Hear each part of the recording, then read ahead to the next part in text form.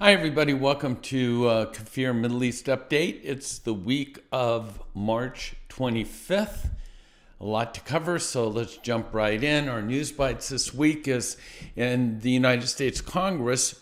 Two pro-Israeli members of our Congress have introduced a bipartisan bill having to do with an agreement to allow us to send our bomb buster bombs, I guess you would say, to Israel. Again, with everything getting closer to an Iranian nuclear agreement, kind of a last-ditch effort to say to Israel in so many words, even though we're doing this, we want to give you the capacity to handle this if it spins out of control. Palestinians recently, we've got a troublesome time coming up with Ramadan, Easter, and Passover, all kind of hovering around the same time. There's been increased violence, a stabbing where 4 people were just killed, car rammings. Again, it seems to be a call to violence from the Palestinians at this particular time. And so our prayers go out for the peace of Jerusalem. Interesting that I read an article that said were elections held at this time, neither political bloc would have the upper hand. The majority of Israelis still believe that the Likud leader, Benjamin Netanyahu, is best suited for the role of prime minister. The majority of Israelis, while only 14% feel that Naftali Bennett would be the best candidate for that. And then finally, Russia just seems to be upping their game continually militarily in regards to the Ukraine. And all of a sudden it's become an issue, a question. Will they consider using nuclear weapons? And if so, what will be the response of the world? And so this is not that far-fetched. It's a question that's being discussed at this particular time. And only God knows. Only God knows. And I guess that's not a statement to create frustration. It's actually a statement that should evoke confidence, to know that God is in control. Now, some of our major articles, and just a reminder, grab the PDF PowerPoint, holygroundexplorations.com. You can get it from there, or there should be a link on the YouTube site. Whenever there's a terrorist attack in Israel, I always want to at least show not the photos of the terrorists, but those that are victims. And I hope that it causes us to just pause to pray for the families of those that were lost. A couple days ago, as I mentioned, there were 4 Israelis that were killed in Beersheba, one due to a car ramming. Well, the person got out of the car, the assailant, and began stabbing others, and he killed 3 other people as well.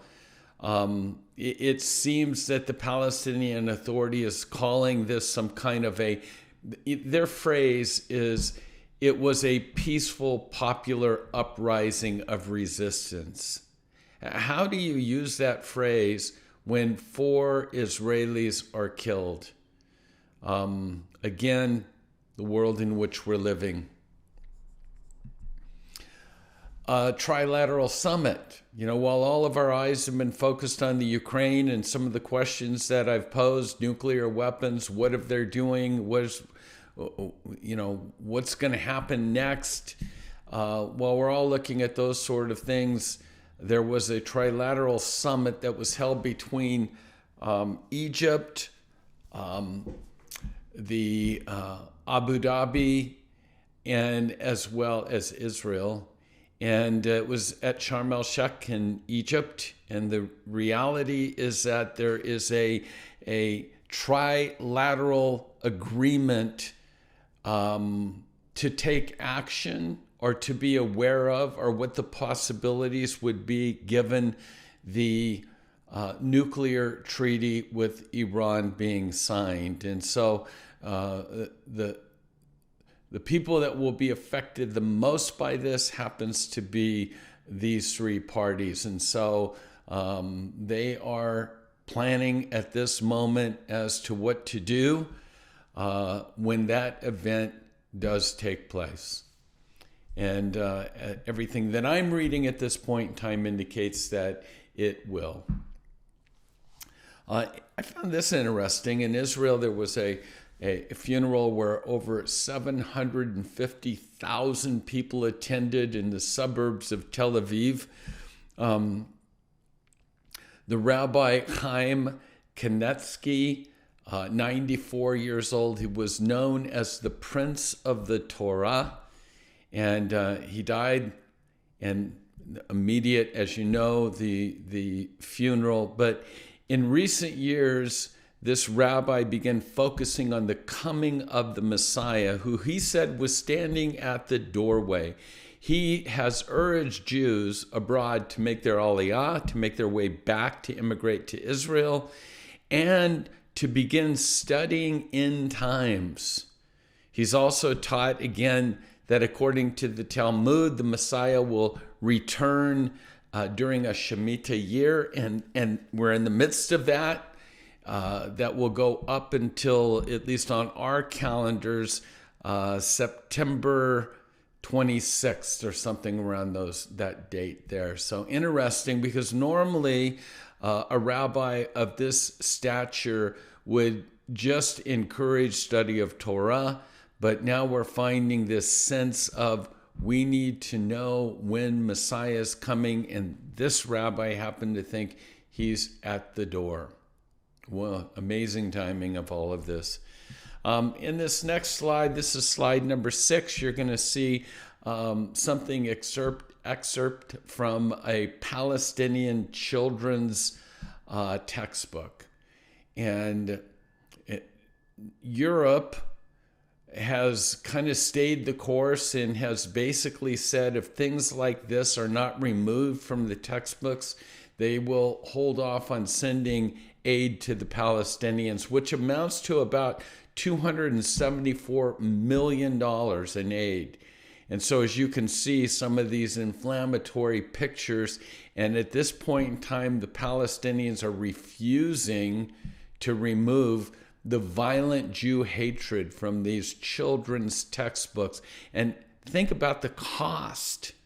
Think about what the angst and anger and hatred must be to turn away $274 million in aid. The Israelis are pleading with the United States these days in regards to what they see as the handwriting on the wall, that being that our government is considering, the Biden administration that is considering dropping Iran's Islamic Revolutionary Guard Corps from its list of organizations that's designated as terrorists.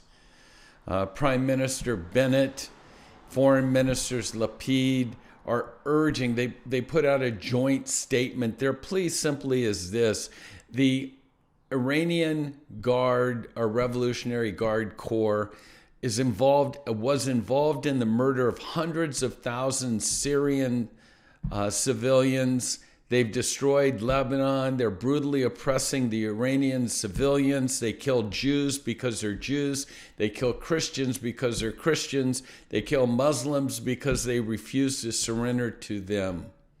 If that's not a definition of a terrorist group, what is? And then finally, our last article has to do with Iran, their ballistic missiles that are available to them.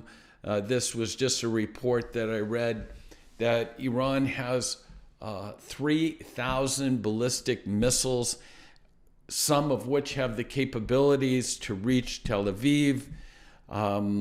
And again, when we look at the rise of drone warfare as well, it was just last week that the Israelis attacked an Iranian drone base and destroyed hundreds of drones that could be armed to attack Israel. So again, things are not just on the nuclear end of things, but the delivery systems are being attacked now by the Israelis as well. So again, it's the Middle East. That's what's happening in this particular week, which always brings us to that point at the end to say, should we be fearful in all of this, or should we once again proclaim that he is the King of Kings and the Lord of Lords?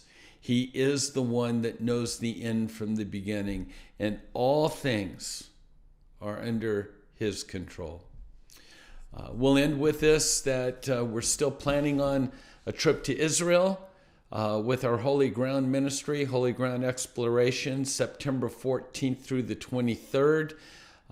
Really looking forward to that door remaining opened and to again resume the blessing of walking the land with people that love their Bible, love to pray, love to talk to Jesus, and love Israel. And so please pray about joining us on that upcoming trip. All that information's on our website, and that website once again is holygroundexplorations.com. That's our report this week. God bless you, and shalom.